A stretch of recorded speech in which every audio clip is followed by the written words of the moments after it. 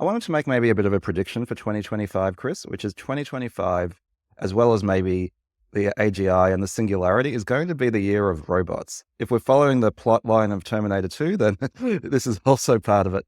I saw a most incredible demo. Like we said, we've been pretty spoiled in terms of robots and AI, and it can be easy to be blasé. I saw this demo that at first I thought was AI generated. It was that incredible.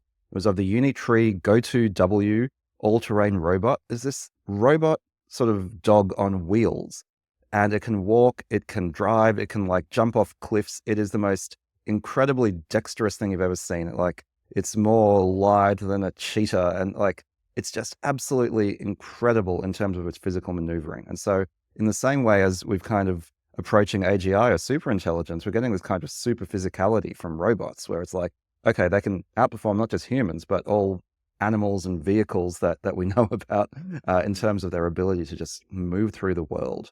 This is not unrelated to AI because I think there is both the physical aspect of robots, and then there's actually a lot of machine learning and AI that goes into programming the movements and their ability to navigate through the world.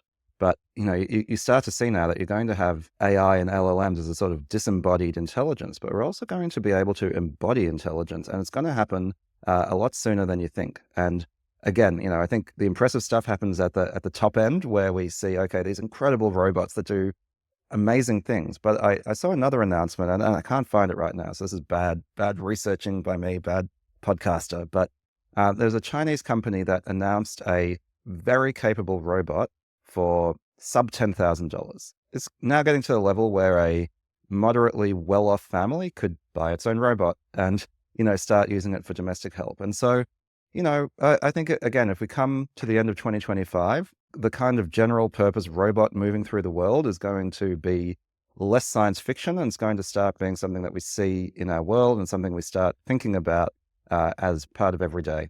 Yeah, so I completely agree with you. At the same time that we're having a revolution in reasoning, we're also having a revolution in physical robotics and servos and all the parts and materials that make these things work. And, we now have robots that seem to be dexterous and stable and have sufficient battery power and battery density to walk around the world for meaningful periods of time. It is an incredible kind of confluence of events that we have, robotics and reasoning, artificial bodies and artificial brains coming together at the same time. And some of that is not a coincidence. These things are feeding each other, and some of it is a wonderful kind of intersection of timing. I do think, the next 5-10 years is going to be equally an explosion in intelligence work and physical labor. It's going to be crazy. It is worth knowing a few things. Number one, we already have an explosion in robotics happening right now. So one of the benefits of living in Silicon Valley and in some of the cities in the US is you live in the future. Right now, there are Waymo robots taking people on rides every minute of every day. They had just hit 4 million rides at the end of last year. I think, if I'm not mistaken, they just hit 5 million rides. So it took them all the time since their founding to the end of last year to hit 4 million, and they've already hit 5 million. So they're on an exponential curve. That's number one. So that there is already mass scale robot rollout happening right now in cities in the US. The other thing to keep in mind is that NVIDIA is way ahead of this curve. There are many individual robotics efforts where they're developing individualized kind of world simulation, models and so on. But NVIDIA is building a computing platform for robotics. And Jensen talks about the three computers: the training computer, the simulation computer, and the runtime computer. Holy crap.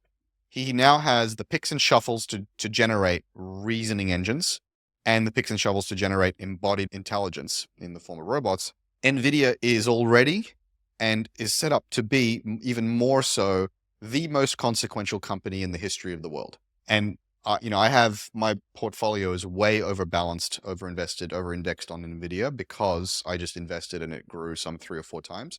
I have not rebalanced my portfolio. I am basically heavy NVIDIA. That's not just because of their picks and shovels and their GPUs for LLMs, but also for robotics, and also for all of the hidden revolutions that people can't see or understand. Biology, material science, manufacturing. These guys are running the substrate of the planet, or rather they're building the tool chain to run the substrate of the entire planet. And so, wow, it's just like crazy, crazy time for them and for the whole world.